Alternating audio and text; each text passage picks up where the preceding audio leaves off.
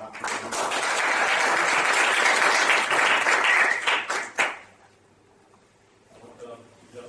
say you welcome. This evening, this event was very beautiful for me this year. I hope you enjoy the event. I want to say thank you to the staff members that stay every day with 600 people to manage their very good work.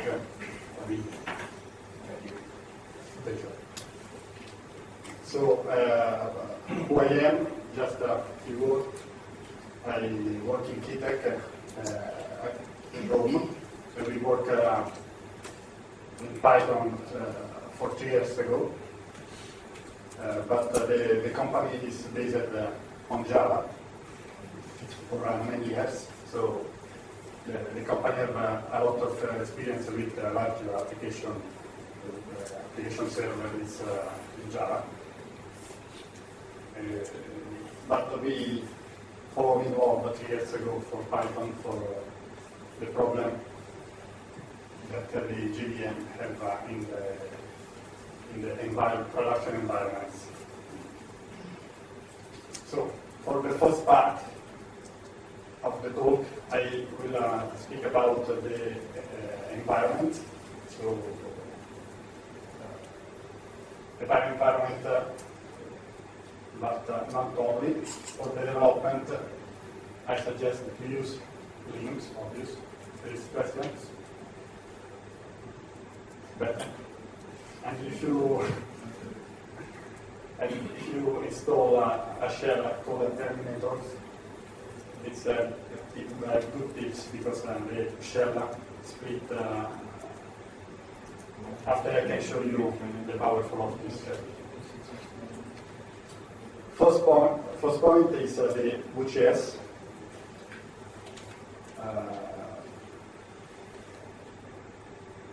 I went to the customers one time, and they deploy their own application, copying this file manually to a lot of servers. And also, no one knows well the development environment. There was just one desktop when the people needs to change something, connected by remote desktop to this machine, and the board installed the one and just they change one file and copy in production without test or without anything. That's obvious. It's a paradox, technical paradox, but that is the reality. So, first step is use always subversion or whenever you want, yes, to share the files from the team. But another tip for Python environment is use always the virtual env. We spend 1 year to understand, so it's better if I told you why and where to use the virtual env. I told, I want to say you have 4 environments when you develop the library.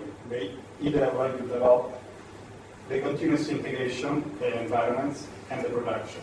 For both, for all of them, it's a good choice. Use a virtual env always. When you create a virtual env, you can say which version of Python you can use, and I suggest to use no-side packages for developing, because sometimes your laptop update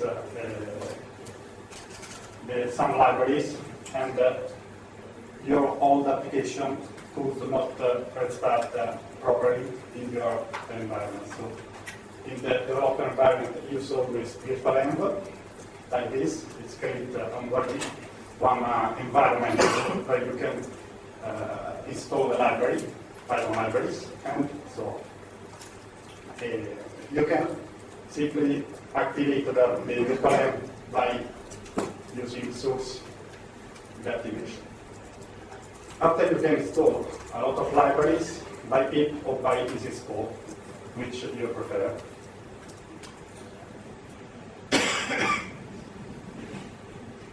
I use virtualenv for all library virtualized. Also for Pil, IPython, I don't know if you know, but also for some libraries that are difficult to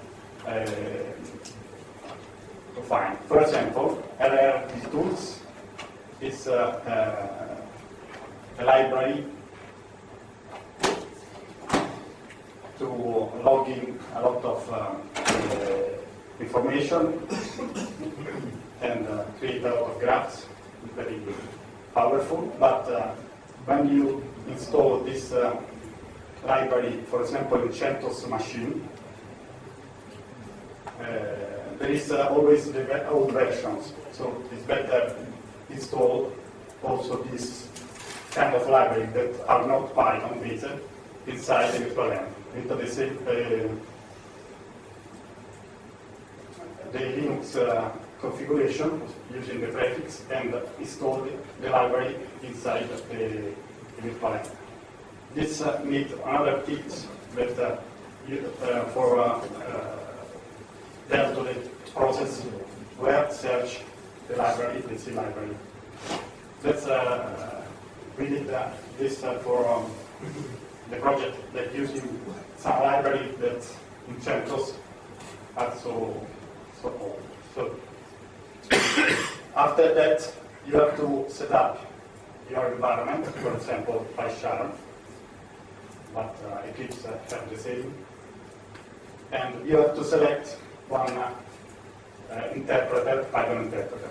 You can also choose, specify other, and select your virtualenv. So your IDE of the role IDE is synchronized with your environment. Another tool very useful for understand which library are installed inside the virtualenv is Yoke. That's a simple syntax show which library are installed and active inside the environment. But another tool very useful is the menu tool that check on PyPy site which version could be updated. So you can install the new version, check if there exists another version. Okay. When you use Django, you have a lot of application, and I suggest to use this install or pip for install also all applications inside your environment. That's, for example, this application all out is useful for the single sign-on authentication, which use Google and so on for logging the user. But this install all his dependencies. It's dependent from five other libraries, for example, all out, all Python open, ED, etc. Another tip is if you install, for example, you are contributor for Django tools, and you are developing your application, not Django tools, you can also integrate the development environment by using setup develop. It's installed inside your virtualenv, just a link to say where the source code of the external library is. So if you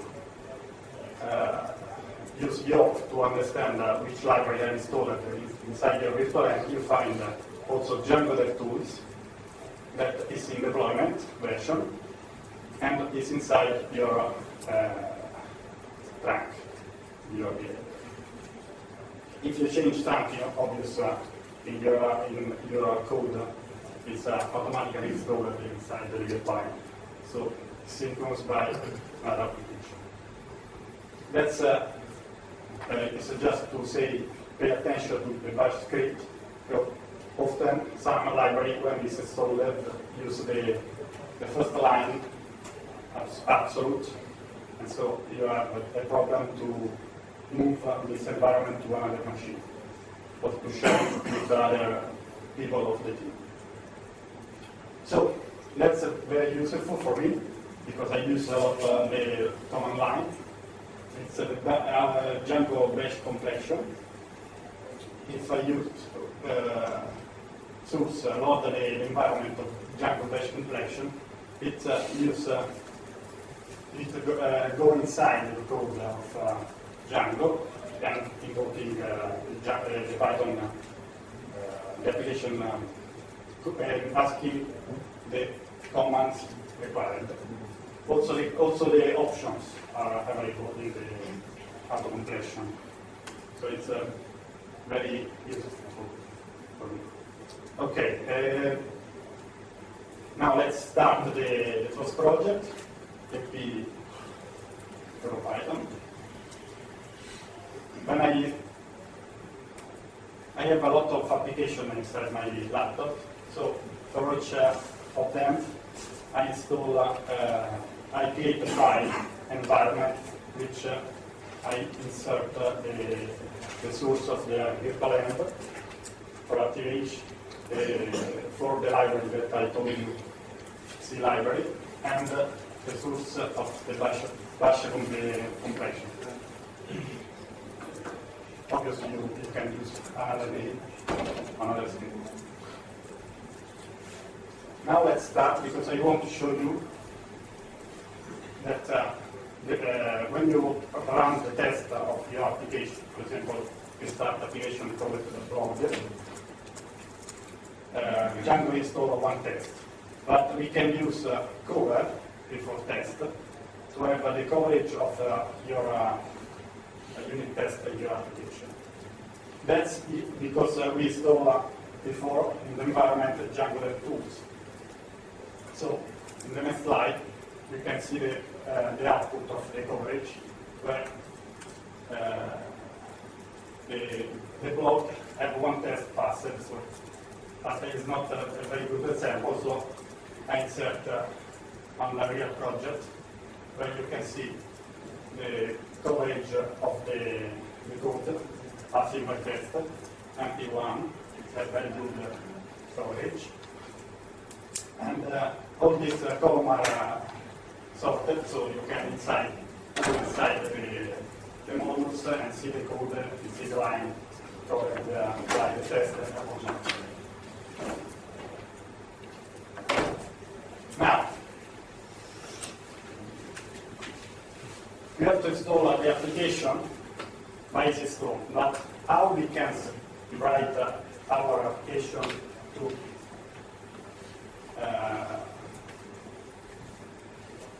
we want to install our application, and that application has to install these requirements. So we can create a file called setup.py and import setup, and using this function we can configure our package.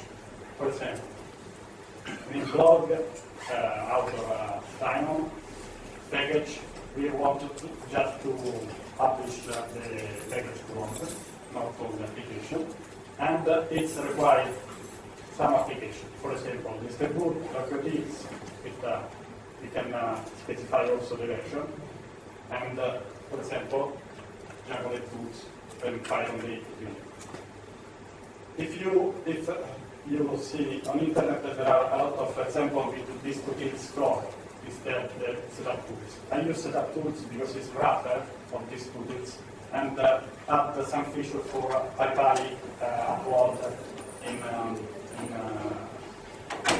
for your application. For example, register and upload for documentation command are available just as if you use setup tools.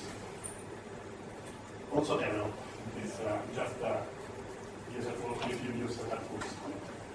So you can develop your library and put just how in the virtual env, just the link with your application.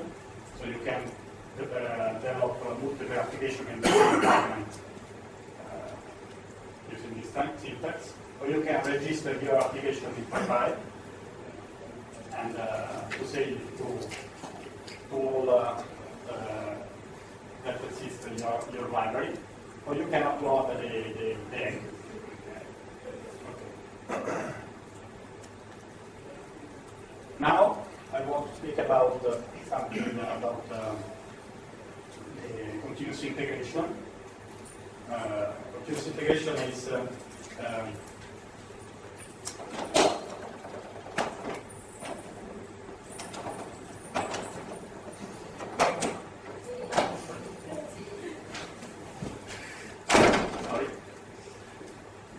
Buildbot is a very powerful continuous integration system that permits you to manage your application in development and check every change in your source code.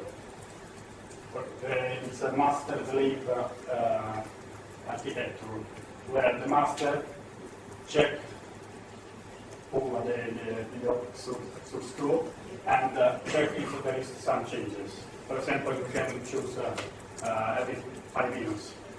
Or you can choose to change the values of the line, the arrow, just putting one trigger inside the comments. But I prefer to put all the logic in the master. So each time one member of the team commit a new change, we can run multiple tasks in the slave machine. For example, build a test, but also the deploy of new version if you use a continuous deployment. So every change we deploy a new test environment and build the application. Or we can publish the coverage that I showed you before, subversion start, etc., etc. For example, in Django Buildbot project, you can find some script to use Buildbot with your application. So, this is just an example where I create a virtual for install Buildbot. After, I can create the master just invoke this command. And after you have to set up the manage.chfg to configure the builders and the source code and the step of each script have to do. We configure all in the master, not in the slave. So you can use for the slave the laptop of each member of the team. So when someone changes something, the master trigger to one of the laptop to test the environment. Here it's a very simple example because it's a lot of complexity this tool, but you can see the update for the subversion, so the slave check out the project, download one file from the master, so it's not necessary that he install the scripts or something like that, and run one shell command. So we can use as slave also Windows machine or Mac OS X machine. For example, the slave is installed in another environment, Buildbot slave, create the slave, and use just the location where connect, one name and one password, and stop. This is the starting for the two projects. start. This is the result. The master, when it starts, have HTTP interface that show you which are the builders and which are the relays that are connected, and a lot of and you can see, for example, in this grid view, a lot of relays different from this is the Django configuration that tests, for example, on Ubuntu for the tracker to 5 with SQLite, or it tests also for Postgres, MySQL, etc. So when you commit new change, automatically start the tester on different hardware, so you can be sure that your changes don't impact the other architecture. Okay. I want to speak about alias command.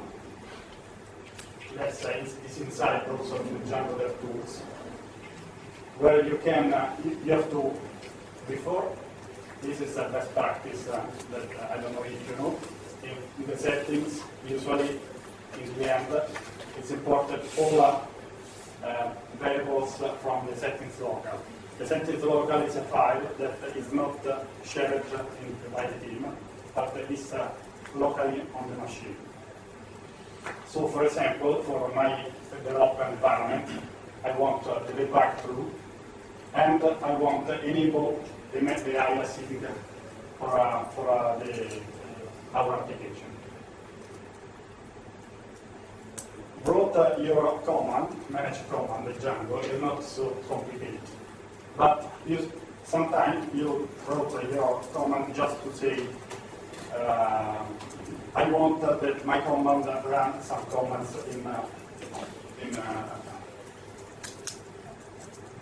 one, for example, this reset log, not input, and after CKDB.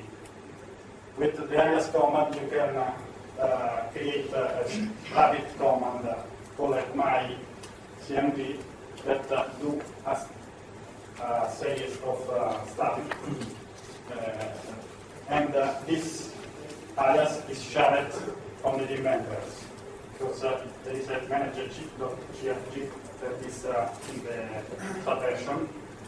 So, because you can create also an alias in Linux, this have the same syntax, but this is shared by team members, so it's useful. Okay. I want to show now another project very powerful,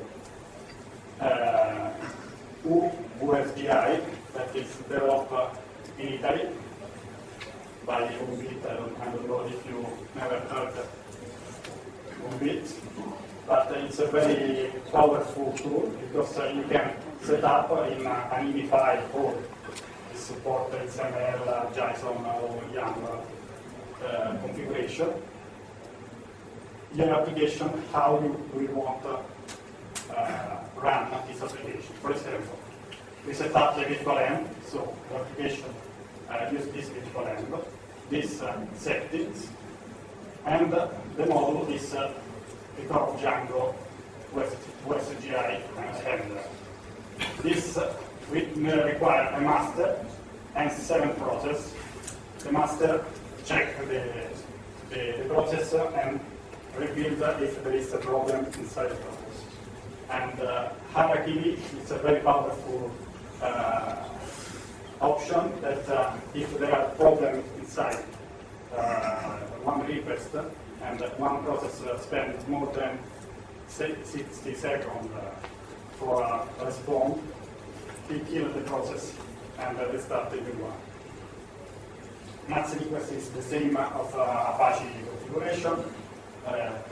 We say that this process can respond to 5,000 requests and after is restarted for memory leak. And that's it's a very important socket because this USGI is a server or maybe it's better called application server, that is listed in one property protocol called OpenGI on this socket. The socket could be also unit socket, not only TCP. And you run this, your application just run the OpenGI. This is the simple configuration for the location in Apache. That's and your run. Other tips using OpenGI is that you can run. It's just without Apache for development. Just telling which is the HTTP port. Another tips for the production environment is that you can use the auto snapshot. So you run the application that leave a backlog for a broken release. Because OpenGI, if you pass a kill signal to the people, to the application, it restarts, you reload the application. So if you release, it is installed another release, you can just pass the kill up to the application and it restarts. But if you have a problem, because the release that you released is wrong, there is something broken, there are two process backup that can easily restart the old application by using the urge signal to the. So it's very nice project. Obviously, if you wrong the release, you have to check your environment and change it inside the install DTH for downgrade the new version. This file is a list of library installed in your environment. Okay, that's another root array or the little bit. I want to speak another more on this project because you can also use your module and not the VCD handler here in the file. And you can say there are some API available for example, add the cron inside your application without using the cron of your operating system. For example, I want to clear the session of my site every 24 hours. So the same syntax, but the -1 is the asterisk, but here it's a minus. And the master, every 23 hours, send the signal to one of the process, 7 in this case, and to run this clear session. So, very powerful. Another slide for, say, the Django project, also inside this project, to run multiple applications, just with one line. So the Emperor command say all file configuration file inside this directory. It's one, for example, the file that I showed you before. That run and that is configured in parent, etc. So by one line you can run multiple applications inside one server. And you can also use the asterisk to say, for example, we have all environment here and unify in each environment. So this OpenGI will be in the Django documentation in the next release. So another very powerful, but I don't want to speak about reclustering.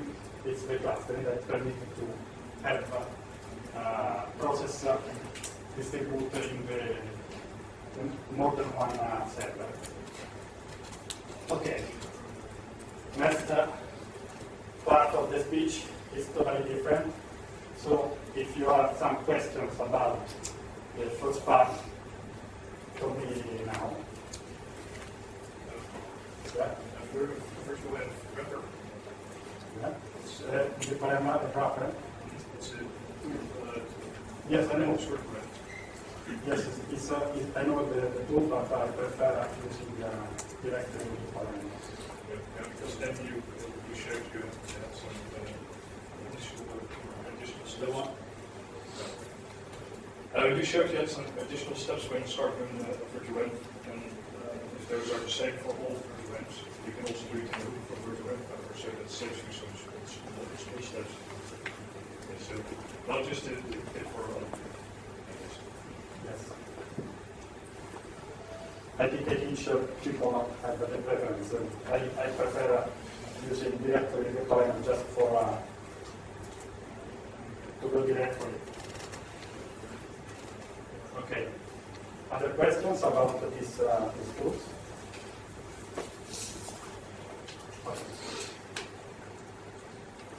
So, the second part of the speech, I want to show you some line of some code. So, for example, one problem that a lot of spoken in internet is the stem of the users.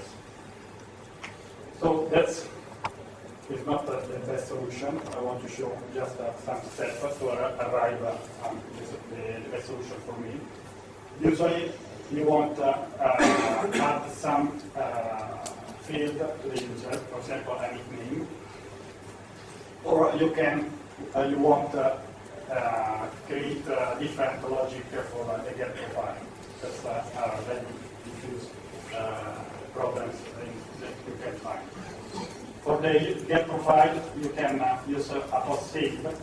If you use the table, if your application installed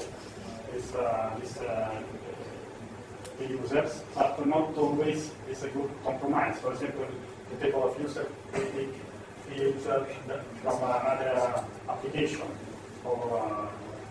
So the post save is a trigger inside the code. So usually it's not always the best solution, but it's a good solution if you manage it directly with the users. So when you use the user profile, you have to set up the authentication profile module, and you have to change the backend if you want that in the request there will be the AP user and not the user. For example, if you are in your view, you want use the nickname, you have to modify the backends and say that it is the user and not the classical user. Another tip is create override the create super user command, because if you want user to be sure that the AP user, all users are AP user, you have to create this. It's a lot of bit complex. So maybe sometime I see this code that monkey fetch the get profile method. So we don't touch the table of the user, but we just saying that the get profile create the user if don't exist the user profile. This is the monkey patch, where you change directly the method of one. What do you change? For example, in your model in your model, but there is you have to see the input, the channel. But I don't like also this monkey patch, because I prefer this solution. So extend the user by using a proxy that change the get profile method, get or create, and using a cache inside this class. And using a mid that change just the type of the request user. So there is no more query, just one query for the authentication, and it's changed the class of the user with one superclass, AT user, that add some behaviors to the environment. So you can find in your views request.user these methods. Okay? You have to add the middleware out after the authentication. Okay, stop this argument. I want to speak about now the form, because it's a very powerful tool, but often it's write too much form for just a presentation. For example, I want to say that exists a model for factory from Django. I don't know, it's not a lot of documented here, but if you write one line, you can say that the model form starts from the user, and the user just the username in the mail, and it creates the class for you in one line. Obvious, if you want to add some behavior to the form, for example, adding a client username method to check the username, you have to create a class. But also here, I usually in the application don't put the fill the meta class here, because I want to use this form in different presentation view. So also here I use the model for factory that starts from my form and use this for presentation. So I just separate the concept of the validation and the with the same logic of the factory, I can use for how to save user form. Let's say it's a problem, classical problem, where one user logged wants to administer own models. For example, the author is a model that has a foreign key to the users. So that's function. It's a factory function that creates inside one class that extends model form, parsed by parameter, and exclude the user from the form, but in the save the user inside the instance. Okay? This could be used in simple mode, like before, I say. How to say user for factory as one user and one model. It's you can use this factory also for different models that have a user for it. In this case, we can use, for example, for a test, passing some data in Federici to auto-save form, and it's valid. And if you see the form inside the instance, there is a user. So it's a good piece for you. But if you want also change the, for example, the post in our post application, we have the authors, but the post that you insert, you want to just specify the author that you insert, your author. So we can use the same logic to filter author form to create a form in Anchor.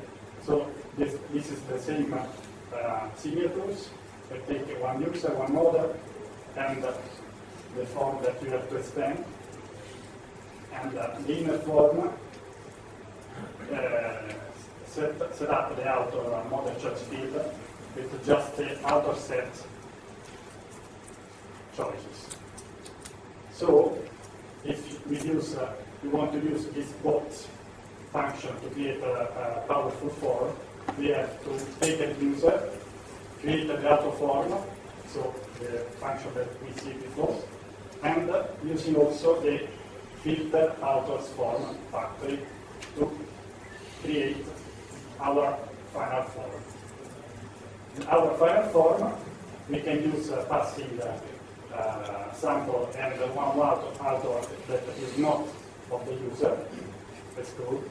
And there is not this error. Or we can use one author of the authors when it's valid. Okay? Now, when we develop the form, we can use the form inside our view. But it's useful also use the form inside the admin. So, for example, if you want to see the same logic inside the admin, we can create, you have to register, for example, author with this class, author admin. The author admin extends to say user admin. So it's we want that automatically when we install, we create an author in the admin, it's automatically save the users in the model. The author also, user admin, have to rewrite the get form. Get form returns the instance of the form. You know? But by parameters, we can pass to the superclass the keywords with a form parameters. In this case, we create the form autosave user form directly from the request user here. Okay, that's easy and powerful because this autosave user admin is totally there is no model inside here, but in the other admin. So we can use this abstract class for many models. And in the second instance, we can do the same things for the post admin that have to use the form that filter also the authors for the field. So it's use filter author form factory and pass to the superclass. But superclass is autosave, so autosave add more behavior. So we have the final form as we said before. So this is the result. We have an author, and when we save the authors, automatically it saves also the user. And also we see just our authors, never the authors of the other people. And in the post sample, the select just show you your authors and not all the authors inside the database. Okay.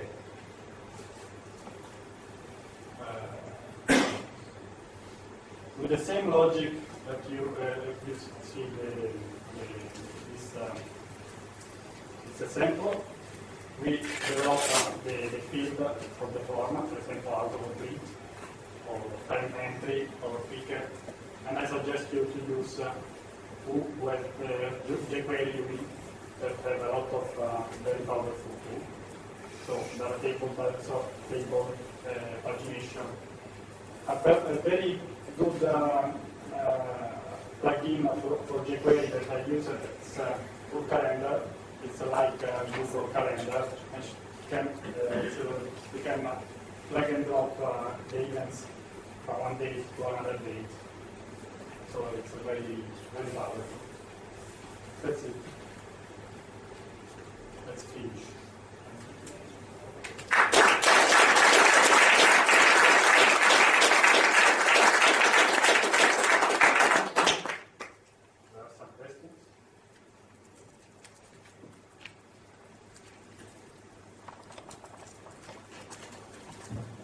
The question is about extending the get profile thing that is shown in the middleware, which is, I think it's okay, but request is not maybe the only way you want to access the application. I don't know, like management commands or salary tasks.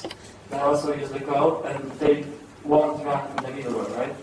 So they won't be aware of the change. Yes, the monkey patch resolve this. So like, but Obviously, if you use the middleware, you don't have this solution just for the request. okay, and so my next question would be, what's the problem with the monkey patch apart from like it looks bad? Is it like any other problems? Like I know some things. Just one thing. If you use the monkey patch, you have to pay attention where the monkey patch is, because if you insert in the model, it will be loaded only after the loading of the whole application. And sometimes some tasks start before. So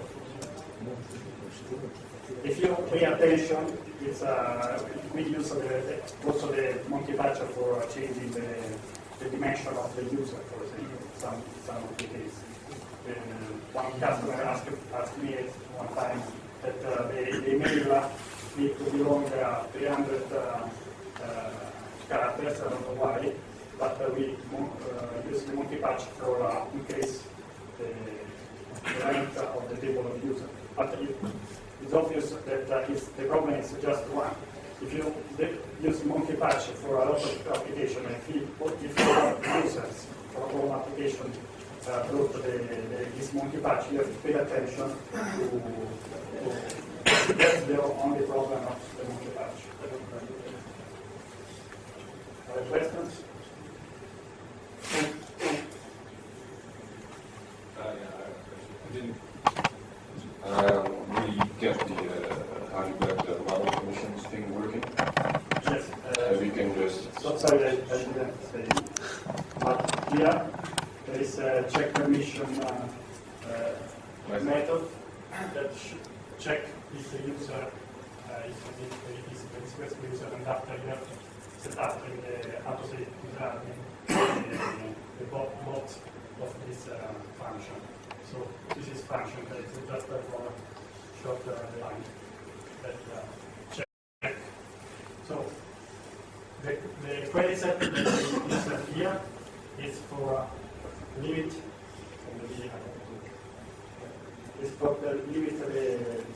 what you want to manage for the text. And that the read permission and change permission permit you to check in the admin if you can edit or delete this record. So you cannot change directly the URL hacking the application. Okay. Is enough? I am a bit sleepy still, but I'm just wondering, where's the permission stored? No, it's not stored. Just when you want, it's not an object permission level. This solution. There are some solutions that permit to check the user. This is just in the admin. There is an error, permission denied, if you try to change something it's not yours. So by query set, if you in the model admin, sorry.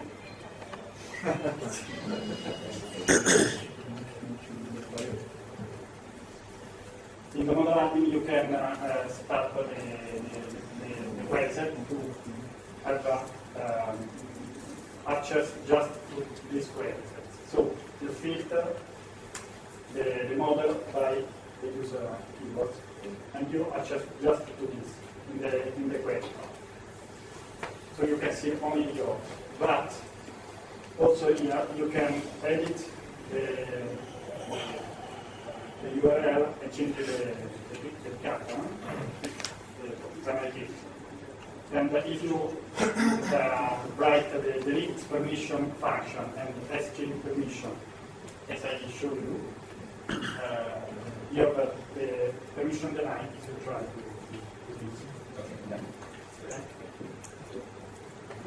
Do you have something similar for read permission? Just an additional question for this.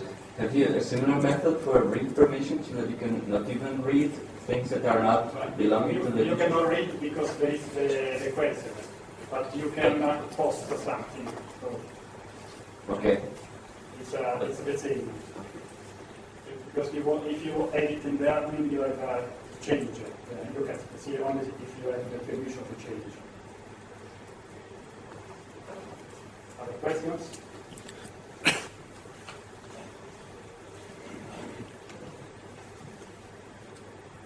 Okay. I have a generic question.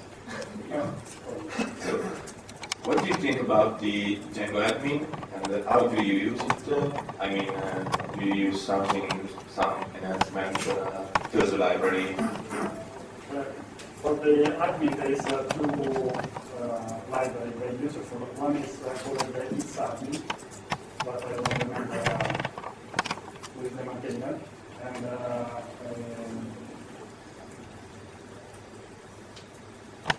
it's very powerful, like the admin, because it extends also these methods. It can extend also the get URL methods. So one time I developed one application outside the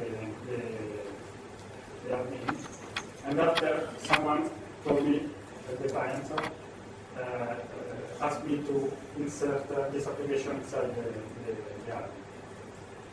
That's very easy because you can put the URL inside one method for that URL that extends the user admin.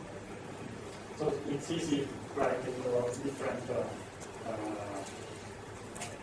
But when I develop the admin, usually it's just for the super admin, so with some features.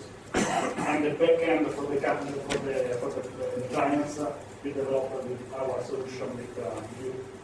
And because it's very powerful, but you have to know very well.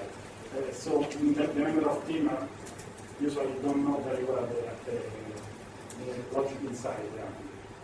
So if you change, you can change the filter, you can change a lot of things. And inside this example, I have, for example, the possibility to use the auto completion inside or something like that. But I don't like develop the backend application inside the admin. It's just it's too much powerful to give in the hand of the clients. Okay. Okay. There are any questions? Okay, thank you.